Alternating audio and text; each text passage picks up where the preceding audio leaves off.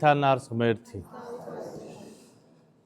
ქრისტეს მიერ საყვარელნო, მამანო, ძმანო და დანო. დღეს წმინდა წერილმა ჩვენ გადმოგცა სიტყვები უფლისა და მაცხოვრისა ჩვენისა იესო ქრისტესიდან ამავ დროს ეგ სიტყვები არის მოწოდება. და ასევე მოგვითხოვ იმის შესახებ, თუ როგორ მოციქულებმა ისმინეს რა მოწოდება ქრისტესი, დატოვეს ყოველივე რაც მათთვის იყო მნიშვნელოვანი და რასაც ისინი ჩვეულ იყვნენ. ეს მოწოდება გაისმა იმ დროს, როდესაც მოციქულები პეტრე და ანდრია, იაკობი და იოანე დაკავებული იყვნენ თავიანთი საქმიანობით, მეთევზეობით.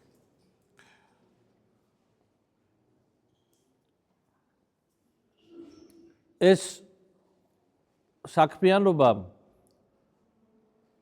მათთვის ჩვეულიც იყო და წარმოადგენდა შემოსავლის წყაროს.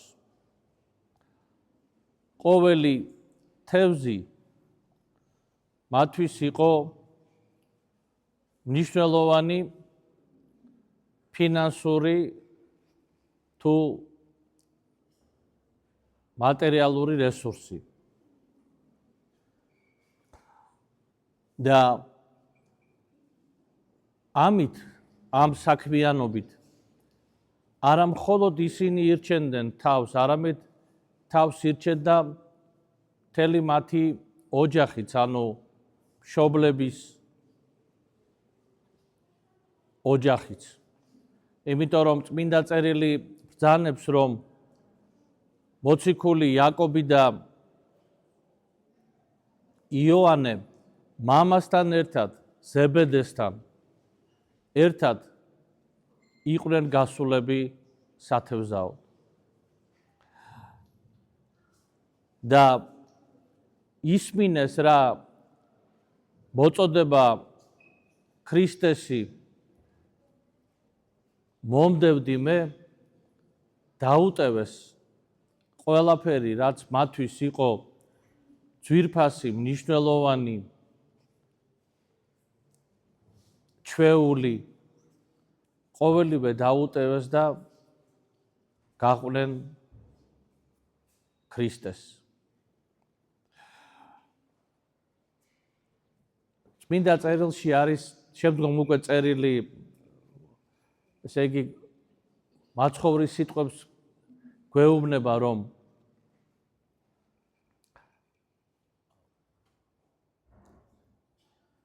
ნუ დაუფენთო მარგარიცაო ღორებსო, რამე თუ გახთელო ნიგისო. და ეს სიტყვები ეხება სარწმუნოებას, ადამიანის რწმენას, ძვირფასო ძმანო და დანო. როგორც სახარებისეული ეს ფრაგმენტი ჩვენ გვაჩვენებს რწმენა მოციქულებისა ქრისტეს მიმართ და ნდობა ძალიან დიდი იყო. მათ მერე მთელი სახარების თხრობის მანძილზე ჩვენ ვხედავთ მათ შეცდომებს, ვხედავთ მათ ადამიანურ, ესე ვთქვათ, გადახრებს, ესეთი სხვადასხვა მოტივით იქნება ეს პატივმოყვარეობა თუ დიდების მოყვარეობა თუ შიში თუ ადამიანური აზროვნება, ესეთი მიწიერი აზროვნება. მაგრამ უდავოა, რომ მათ გააჩნიათ ძლიერი რწმენა. მაცხოვარი წმინდა წერილში ამბობს ასეთ სიტყვებს, რომ ადამიანცო, როდესაც ეგულებაო, რო იპოვისო ადამიანიო ძვირფას მარგალიცო, სხვა დანარჩენს ყველაფერს მიატოვებსო. იმიტომ რომ ეს მარგალიტი იმდენად ძვირფასია, რომ სხვა ყველაფერი მის წინაშე გაუფერულდება. აზრი არა აქვს, იკარგება.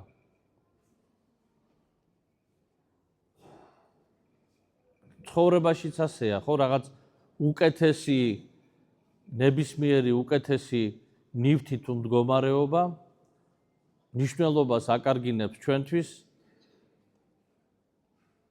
იმაზე ნაკლებს, რომელიც ჩვენ გაგვაჩნია დღეს.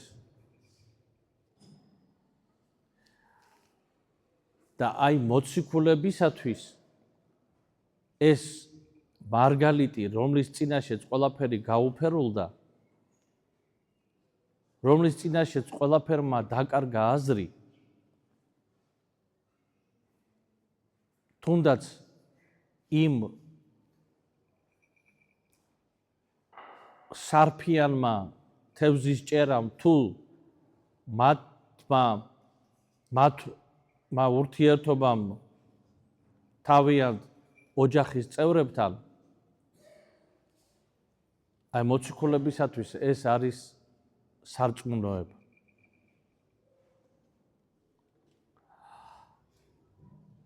ჩვენც გაგვაჩნია სარწმუნოება, მაგრამ რატო არ არის ჩვენი სარწმუნოება ასეთი ძლიერი?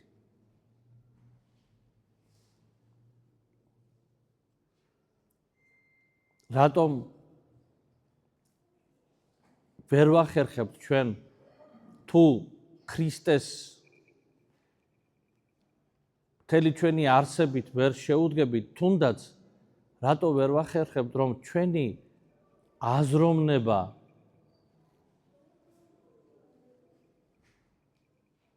შეიცვალოს, დაიწყოს მან ცვლილება ისე, როგორც წმინდა წერილი გვეუბნება ამის შესახებ.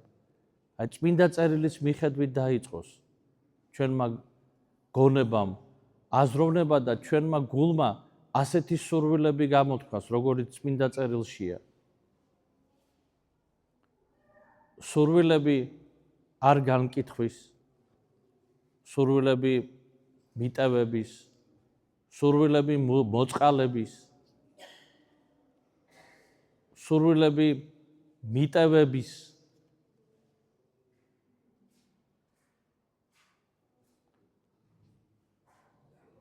იმიტომ ვერ ვახერხებთ, რომ ჩვენი სარწმუნოება არ არის ძლიერი, სამწუხაროდ. და ჩვენთვის ძვირფასეულობას და საუნჯეს არ წარმოადგენს ჩვენი სარწმუნოება. კი ის ერთ-ერთი ელემენტი არის ჩვენი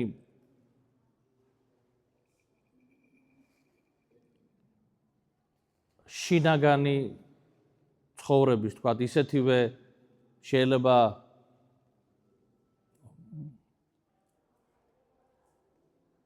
დადებითი გულისხმობ ამ შემთხვევაში, დადებითი მახასიათებელი ჩვენთვის, როგორც თქვათ,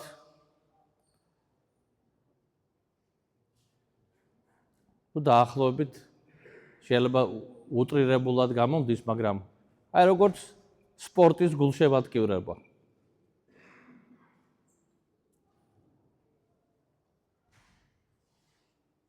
აი ჩვენთვის რაღაც დაახლოებით ერთნაირი შეიძლება იყოს. აი ჩვენს ყოველდღიურობაში, ჩვენს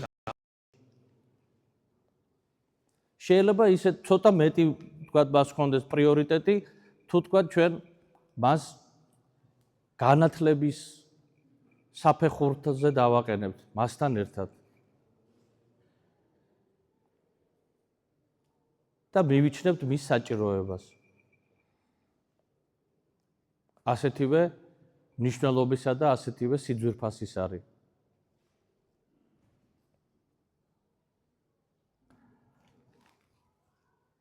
სანამდე ჩვენ არ გავიაზრებთ იმას, რომ სარწმუნოება არის ერთადერთი ჩვენი მაცხოვრებელი, ანუ ჩვენი სულის, ჩვენი უკვდავი სულისათვის მარადიული სიკეთის მომნიჭებელი, სანამდე ჩვენ ამას არ გავიაზრებთ სრულყოფილად, მანამდე ჩვენთვის ეს იქნება ასეთივე მახასიათებელი ჩვენი ცნობიერების. აი ეს უნდა გავიაზროთ ძვირფასო ძმანო და დანო. რომ სხვა არაფერი, ვერაფერი და ვერც ვერავინ ვერ მოგვანიჭებს ჩვენ უკვდავი სულის გადარჩენას გარდა ქრისტესი და გარდა სარწმუნოების. და აი მოციქულებს ეს შეგრძნება ჰქონდა და ამ შეგრძნებით დაუტევეს მათ. მათ ბევრი, როგორც თქვი, არ ესმით ჯერ კიდე. იმასაც კი ვერ იაზრებენ, თავად ქრისტე ვინ არის, სრულყოფილად ამას ვერ იაზრებენ, ბოლომდე კი ამბობენ, რომ შენ ხარ ქრისტე ძე ღვთისა, მაგრამ გააზრება ვერ ხდება ამისი ბოლომდე, მაგრამ სარწმუნოება მათი ძლიერია. რატომ არის ძლიერი, ახლა თუ დავსვით ეს შეკითხვა, შეიძლება ამაზე პასუხი გქონდეს ის, რომ ისინი გაიზარდნენ იმ ოჯახებში და იმ საზოგადოებაში, სადაც რწმენის საკითხები ყოველთვის იყო მნიშვნელოვანი და პირველ ადგილზე.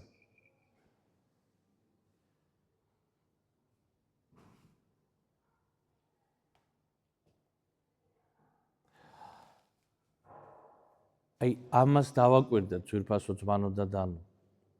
ჩვენი საზოგადოება სამწუხაროდ დღევანდელი რწმენისაგან არ მინდა თქვა რომ შორს არის, მაგრამ ამ ცნობიერებისაგან ნამდვილად შორს არის. მე ასე მიმაჩნია. და ზოგჯერ ჩვენ თვითონაც შორსა ვართ ეკლესიის წევრები, ვინც დავდივართ ტაძარში. იმიტომ რომ ჩვენთვის ძალიან იოლი არის კრიტიკა, განკითხვა, ძალიან იოლია არ მიტევება ნაწყენობის დროს. ძალიან იოლია საკუთარი თავის გაბართლება.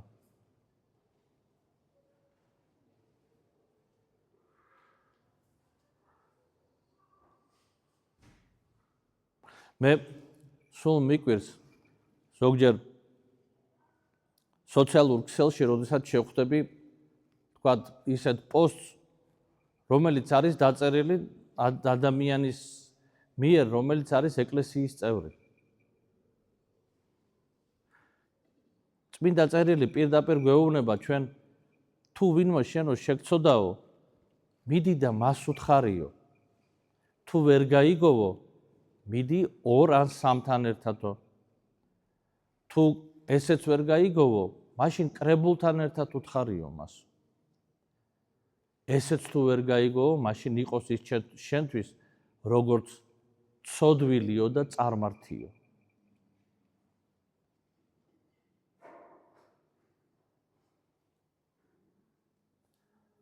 და მე სულ მიკვირს, გინდა სასულიერო პირი იყოს და გინდა ერის ადამიანი. ვინც თავის პრეტენზიებს თუ რაღაც, ასე თქვა, აზრებს მისთვის მოსაწონს აფრქვევს სოციალურ ქსელში.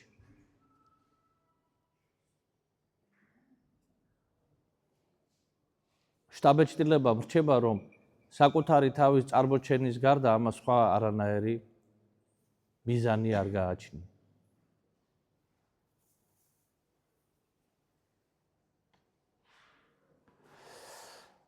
აი დღეს არის ერთ-ერთი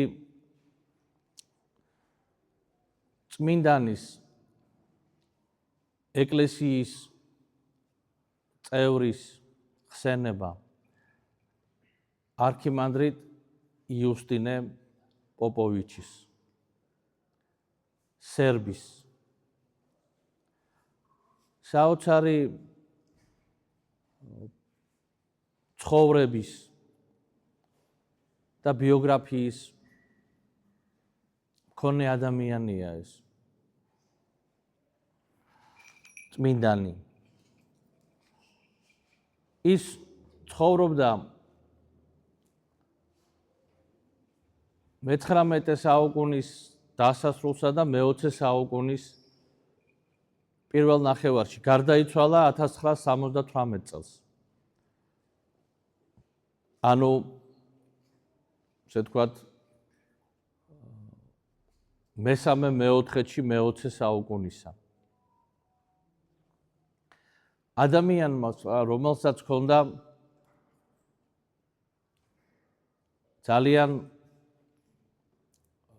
დიდი პერსპექტივები და გააჩნდა ღრმა განათლება. მან თავისი ცოდნა მიიღო იმ დროს საუკეთესო და წამყვან სასწავლებლებში. სან-პეტერბურგში, ოქსფორდში, ათენის უნივერსიტეტში.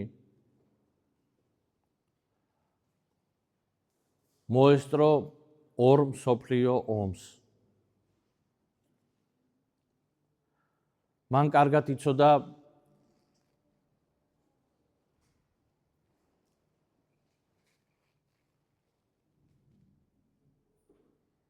საზოგადოება როგორც მართლმადიდებელი, ისევე არამართლმადიდებელი. საზოგადოება ევროპული თუ ბალკანური თუ აღმოსავლეთ ევროპული.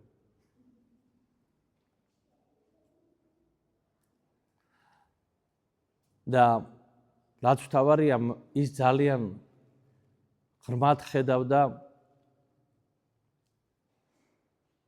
თანამედროვე ადამიანს. ღრმად ხედავდა თავის ეპოქას. იმ ტენდენციებს, რომელიც მიმდინარეობდა მე-20 საუკუნის საზოგადოებაში, ყველგან და მე-20 საუკუნის ადამიანში.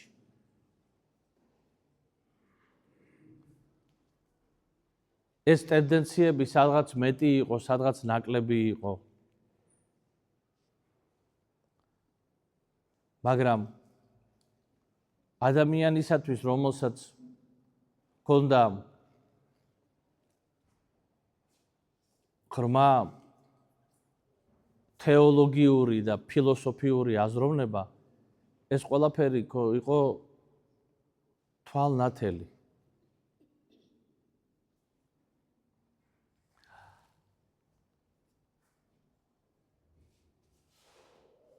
ბოლო თავისი წლების, ანუ როდესაც სერბეთში, ანუ იმდროინდელ იუგოსლავიაში დამყარდა კომუნისტური მმართველობა, მან ფაქტიურად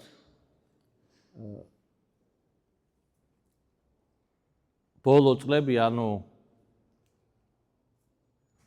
1945 წლის შემდგომ 78 წლამდე, 50-იანებიდან 78 წლამდე მან გაატარა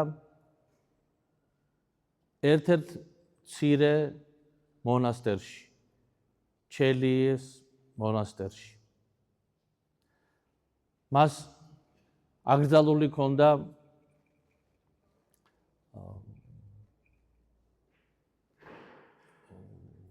სწავლება.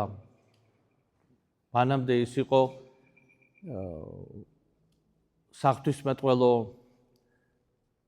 ფაკულტეტის პროფესორი და მას აუგრძალეს სტუდენტების სწავლება. მიუჩინეს ეს მონასტერი, სადაც ფაქტიურად ის იყო გაუსვლელად რამოდენიმე ათწლეულის მანძილზე. ეს ადამიანი ამხსარებელიც იყო.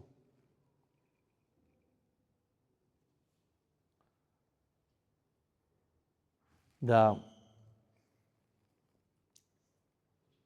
მე მინდა ერთი ესე ვთქვათ მცირე მონაკვეთი წაგიკითხოთ თქვენ მისი ნაშრომიდან, რომელსაც ეწოდება ფილოსოფიური სიღრმეები.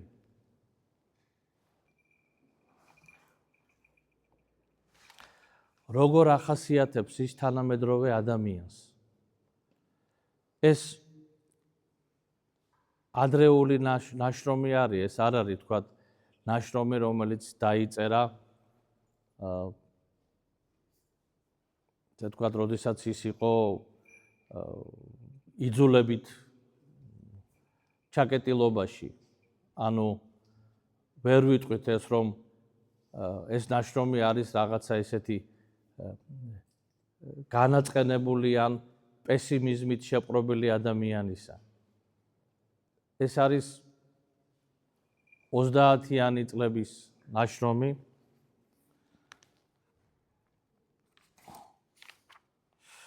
ეს წიგნი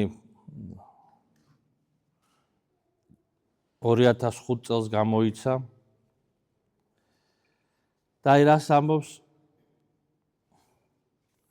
ეს ღირსი მამამ ადამიანზე და ადამიანის დანიშნულებაზე, მის მოწოდებაზე, როგორი არის ადამიანის მოწოდება და რა გაუკეთა ადამიანმა საკუთარ თავს.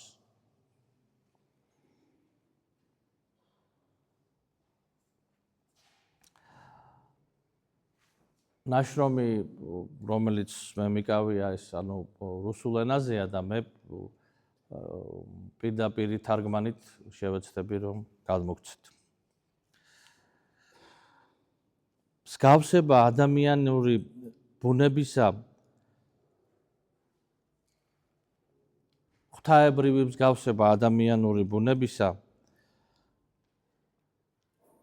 ანუ ღვთაებრივ მსგავსებას ადამიანური ბუნებისა გააჩნია თავისი ონტოლოგიური და თელეოლოგიური შინაარსი. ონტოლოგიური, იმიტომ რომ მასში მოსჩანს ადამიანური შინაარსი ადამიანური არსებისა, ადამიანის არსებისა. თელეოლოგიური, იმიტომ რომ მასში არის განცხადებული მიზანი ადამიანის ცხოვრების. თელეოლოგია ეს არის ესეთი ფილოსოფიური პრინციპი, რომელიც იზიარებს შეხედულებას იმის თაობაზე, რომ განვითარების პროცესები ზოგადად სამყაროს, საზოგადოებების თუ ადამიანის განვითარების პრინციპები უზენაესი მიზნისკენ არის მიმართული და განსხვავებით სხვა ფილოსოფიური პრინციპებისა, რომლებიც შეკითხვას სვამენ, რატომ თელეოლოგიური პრინციპი სვამს შეკითხვას რისთვის და ხედავს ადამიანის თუ საზოგადოებების განვითარებაში უმაღლესი, უზენაესი მიზნის მიღწევას და იმავე, ესე ვთქვათ, მიზნების საშუალებებით.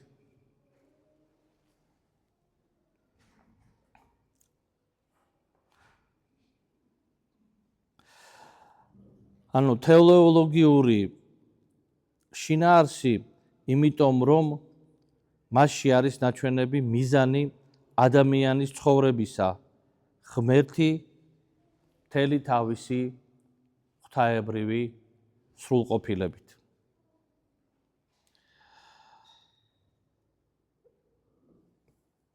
ღვთის მსგავსება არის არსობრივი შინაარსი ადამიანის არსებისა,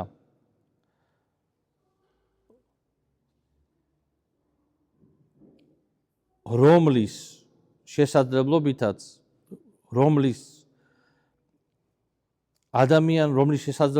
ადამიანმა უნდა იმოქმედოს და უნდა იყოს შემოქმედი და საკუთარი თავისა და შემოქმედი ამ წუთისოფელში.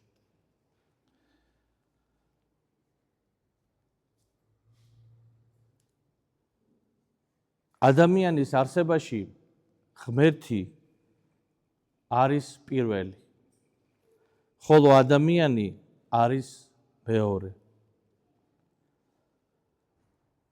სხვა სიტყვებით რო ვთქვათ, ადამიანი არის შექმნილი, როგორც არის შექმნილი პოტენციალურად, როგორც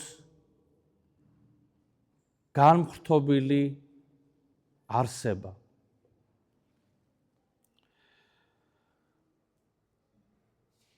რომელიც ღვთის მსგავსი სულით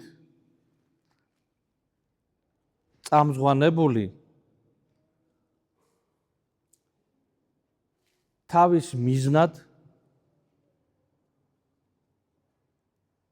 ისახავს, რომ ყველაფერში იყოს მსგავსი უფლისა, მსგავსი ღვთისა. ანუ საკუთარი თავი იმდენად დახვეწოს, რომ მიემსგავსოს ღმერთს, ანუ მასში იყოს შეერთებული, იდეალურად შეერთებული ღმერთი და ადამიანი.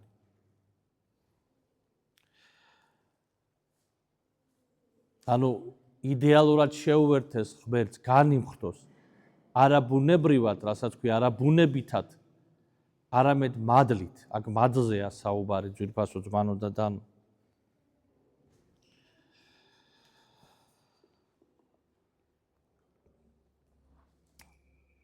თავისი არსით ადამიანის დაცემა მდგომარეობდა იმაში, რომ ადამიანი წინ აღუდგა, ანუ აუჯანყდა თავისავე ღვთის მსგავსებას. მან დაუტევა ღმერთი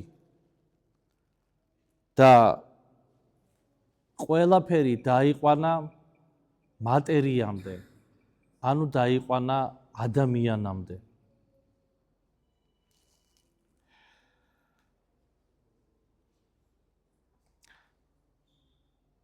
პირველი აჯანყებით ღვთის წინააღმდეგ ადამიანმა შეძლო, რომ საკუთარი თავიდან რაღაცა სახით, რაღაც დონეზე განედევნა ღმერთი, განედევნა ის თავისი აზროვნებიდან, თავისი ნებიდან და დარჩენილიყო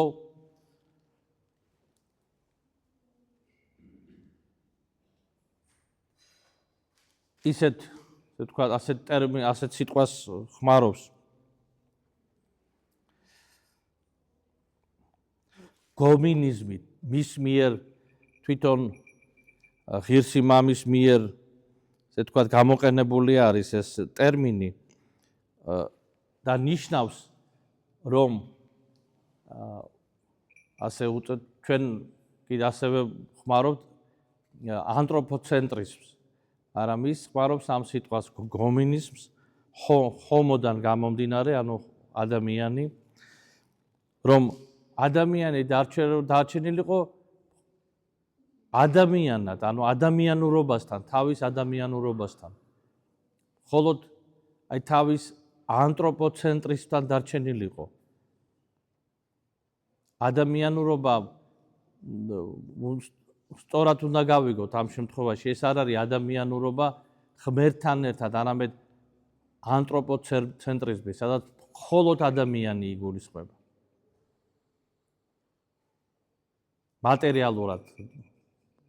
მატერიალური გაგებითაცაც, ანუ ფიზიკური, მხოლოდ ადამიანი.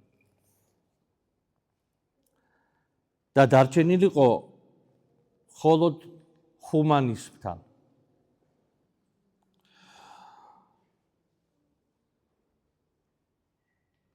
და მე ამბობს ასეთ სიტყვებს, მაგრამ ჰუმანიზმიო თავისი შინაარსით ეს არის ბოროტება. პირველ ყოფილი ბოროტება. და ამ პირველ ყოფილი ჰუმანიზმის გამო ადამიანმა განდევნა ღმერთი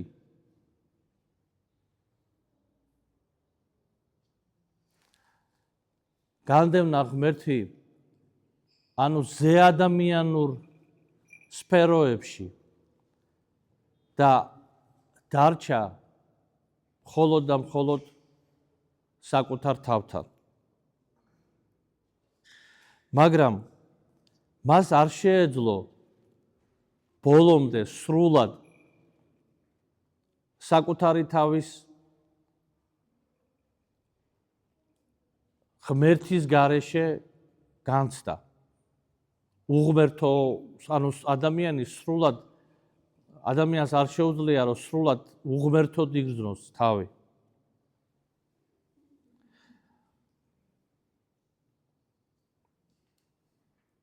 არ შეუძლია რომ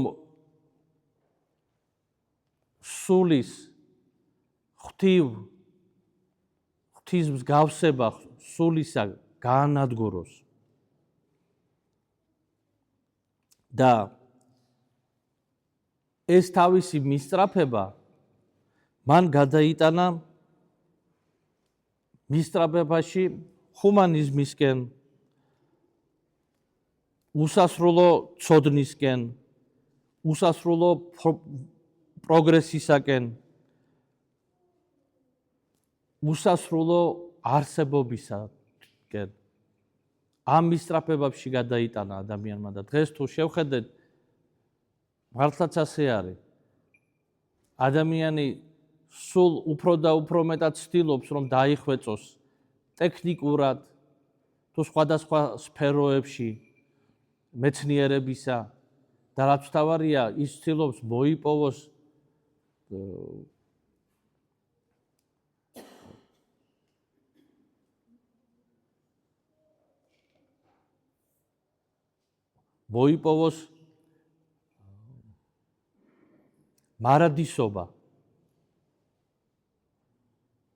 მარადისობა, მაგრამ ამ მარადისობის მოპოვებაში ყველაფერს უკავშირებს მატერიალურ ხარეს.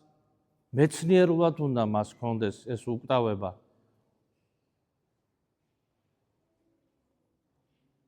და ამიტომაც ეს ბოლო მიღწევები გენეტიკისა, რომელიც ყველა სახით არის გასაოცარი, ასე ვთქვათ, ექსპერიმენტებია დღეს გენეტიკური და მოგეხსენებათ, რომ შემორჩენილი ქრომოსომიდან შესაძლებელია, ესე იგი, მამონტის გამოყვანა, ასე ვთქვათ.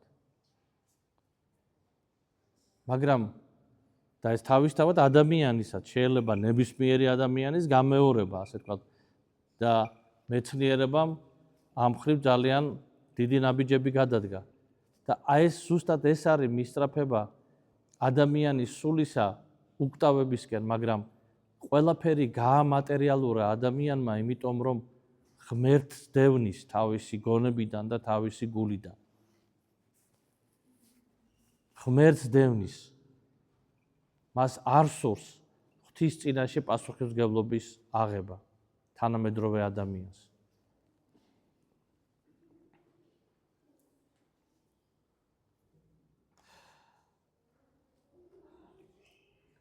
გააზრებულად თუ გაუაზრებულად აი ამ წინააღმდეგობრივ ბრძოლაში, რომელსაც ადამიანს ახორციელებს თავის ჰუმანიზმში ადამიანი მიისწრაფის, რომ აღიდგინოს თავისი დაკარგული ღვთის მსგავსება. და მას ეს გამოსდის, მაგრამ გამოსდის მატერიალურად, როგორც მოგახსენეთ.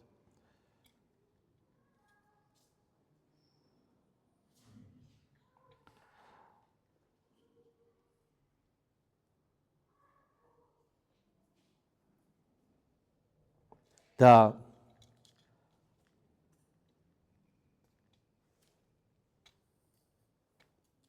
ღმერთ დაკარგული, ანუ ღმერთ გაცლილი, ასე ვთქვათ, ასეთ სიტყვას ვიხმარ, კაცობრიობა ვერასოდეს ვერ შეძლებს, რომ აღადგინოს და გამოისწოროს სული, რომ დაიბრუნოს თავისი არსების ღვთის მსგავსება.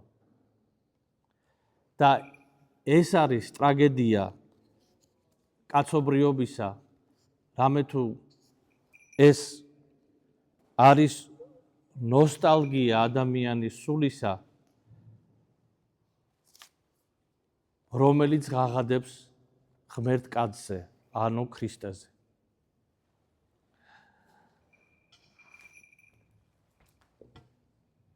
აი ეს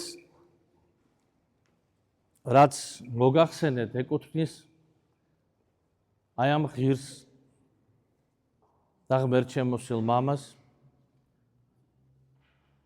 რომელიც ჩვენ ვერ ვიტყვით, რომ ის იყო გაუნათლებელი, შაუბნელი, აზროვნების, რომელმაც არ იცოდა დასავლეთი, არ იცოდა ქრისტიანობა, მართლმადიდებლობა თუ სხვა დენომინაციები ქრისტიანული. არ უცხოვრია დასავლეთში თუ აღმოსავლეთში.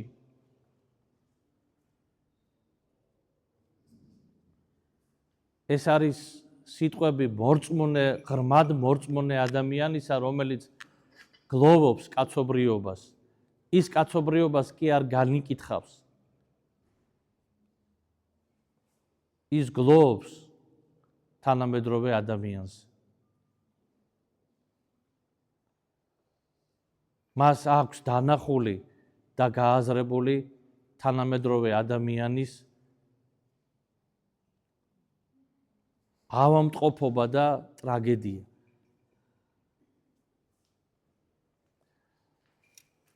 და ჩვენც ძვირფასო ძმანო და დანო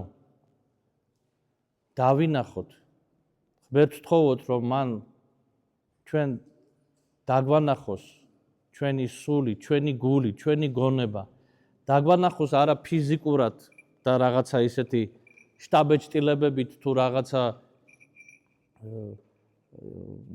თქვა წარმოდგენებით, არამედ დაგვანახოს სულიერად.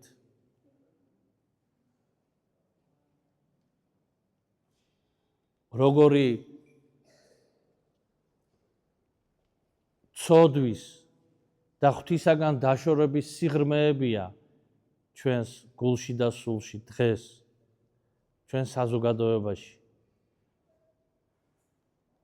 და იმისათვის, რომ ეს დაიძლიოს, სხვა გამოსავალი არ არის გარდა ღმერთთან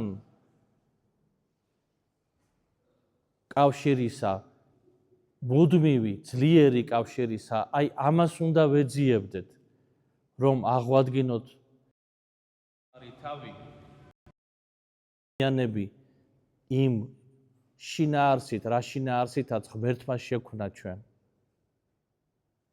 ვიყვეთ ადამიანები ღმერთთან ერთად. ვიყვეთ ადამიანები ერთმანეთთან ერთად.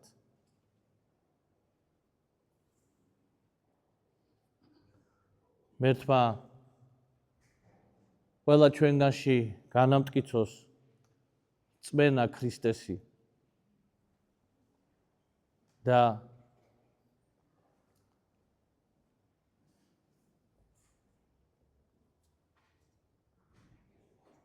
შეგვაძლებინოს სიყვარული ღვთისა ჩვენი გულით, გონებითა და მთელი ძალით. ამინ. ჩვენთან არს ღმერთი.